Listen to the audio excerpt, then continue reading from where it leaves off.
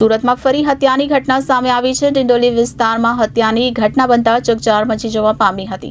22 વર્ષીય ગૌરવ નામના યુવકની મોડી રાત્રે હત્યા કરવામાં આવી છે। ડિંડોલી વિસ્તારના મહાદેવનગર નજીક કેટલાક લોકોએ ગૌરવ પર જીવલેણ હુમલો કર્યો હતો તો બૂમાબૂમ થતા સ્થાનિકો ગૌરવને બચાવવા માટે આવી પહોંચ્યા હતા।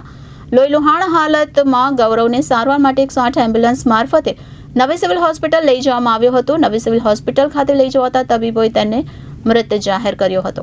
આ ઘટનાની જાણ થતાં જ ડિંડોલી પોલીસનો કાફલો ઘટનાસ્થળ પર પહોંચી તપાસ શરૂ કરી હતી। પોલીસે સમગ્ર મામલે અજાણ્યા ઇસમો વિરુદ્ધ ગુનો નોંધી આગળની તપાસ હાથ ધરી છે। સુરતના ડિંડોલી વિસ્તારમાં મોડી રાત્રે 22 વર્ષીય અંશ ઉર્ફે ગૌરવ નામના યુવકની હત્યા કરવામાં આવી છે। મહાદેવનગર નજીક કેટલાક લોકોએ અંશ પર જીવલેણ હુમલો કર્યો હતો। તેને તાત્કાલિક 108 એમ્બ્યુલન્સ મારફત નવી સિવિલ હોસ્પિટલ લઈ જવામાં આવ્યો હતો, જ્યાં ફરજ પરના તબીબોએ તેને મૃત જાહેર કર્યો હતો। 1 મહિના પહેલા જ ગૌરવ બારડોલીથી સુરત આવ્યો હતો। બારડોલીમાં તે નશામુક્તિ કેન્દ્રમાં દાખલ પણ હતો। સુરત શા માટે આવ્યો હતો તે અંગેની તપાસ હાલ પોલીસ કરી રહી છે। જ્યારે કેટલાક લોકોએ અંશ પર જીવલેણ હુમલો કર્યો ત્યારે બૂમાબૂમ થતાં સ્થાનિકો તેને બચાવવા માટે આવી પહોંચ્યા હતા। ઘટનાની જાણ થતાં જ ડિંડોલી પોલીસનો કાફલો પણ ઘટનાસ્થળે પહોંચી તપાસ શરૂ કરી હતી। પોલીસે સમગ્ર મામલે હુમલો કરનાર શખ્સ વિરુદ્ધ ગુનો નોંધી આગળની તપાસ હાથ ધરી છે। આ સમગ્ર મામલે ડીસીપી ભગીરથ ગઢવીએ જણાવ્યું હતું કે ડિંડોલી વિસ્તારમાં મહાદેવનગરમાં હત્યાનો બનાવ બન્યો છે। આ બનાવમાં અંશ નામના વ્યક્તિની હત્યા થઈ છે। પોલીસ હાલ તપાસ કરી રહી છે કે બારડોલીમાં નશામુક્તિ કેન્દ્રમાં અંશ કેટલા સમય સુધી એડમિટ હતો, ત્યાં આવન જાવન કરતો હતો કે ત્યાં જ એડમિટ હતો, અંશ સાથે જોડાયેલા કેટલા લોકો છે તે અંગે પણ તપાસ કરી રહ્યા છે। આ ઉપરાંત સીસીટીવી કેમેરા સહિત અન્ય જાણકારીની પણ તપાસ કરવામાં આવી રહી છે। આમ ડિંડોલી વિસ્તારમાં વધુ એક હત્યાની ઘટના સામે આવી હતી, જ્યાં 22 વર્ષીય ગૌરવ નામના યુવકની મોડી રાત્રે હત્યા કરવામાં આવી હતી।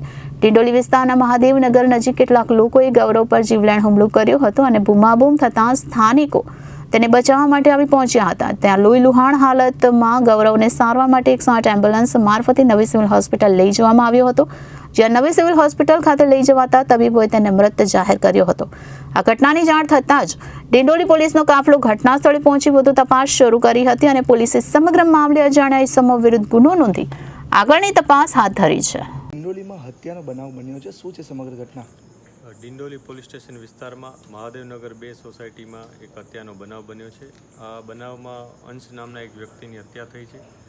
એ અંશ અહીંયા એકાદ મહિનાથી આવ્યો હતો। પહેલાં એ બારડોલીમાં એક નશામુક્તિ કેન્દ્રમાં એડમિટેડ હતો એવી એ માહિતી પોલીસને આપવામાં આવી છે।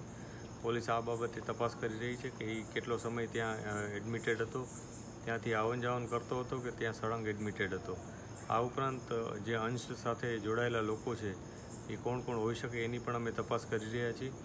આ ઉપરાંત સીસીટીવી કેમેરા અને અન્ય જે ઇન્ફોર્મેશન હોય, ટેકનિકલ ઇન્ફોર્મેશન, તદુપરાંત અમે જે હ્યુમન રિસોર્સ અમારા હોય છે એના થકી અમે તપાસ કરી રહ્યા છીએ કે આમાં જે પણ સસ્પેક્ટ વ્યક્તિ હોય એની અમે આઈડેન્ટિફાઈ કરી અને પછી એની આગળની કાર્યવાહી કરવા પ્રયાસ કરી રહ્યા છીએ। પ્રાથમિક વિગતમાં કંઈ સામે આવ્યું હોય?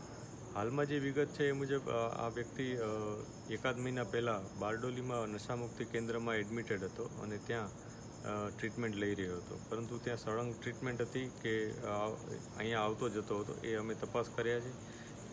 એની સાથે લોકો કોણ કોણ જોડાયેલા હતા એ જગ્યાએ અને અહીંયા પણ કોણ એની સાથે એના મિત્રો હતા એની તપાસ અમે કરી રહ્યા છીએ।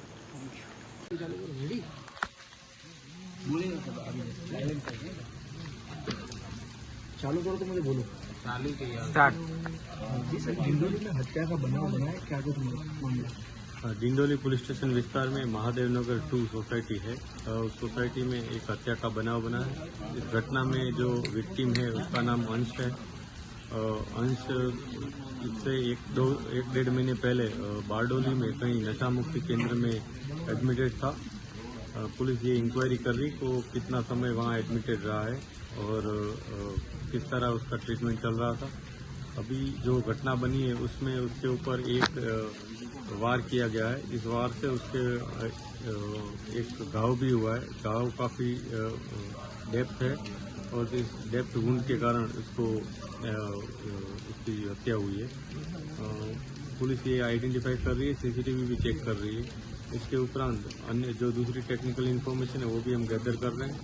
इसके अलावा हम जो हमारे ह्यूमन रिसोर्स है उसके थ्रू भी जो सस्पेक्ट है उसको आइडेंटिफाई करने की कोशिश कर रहे हैं।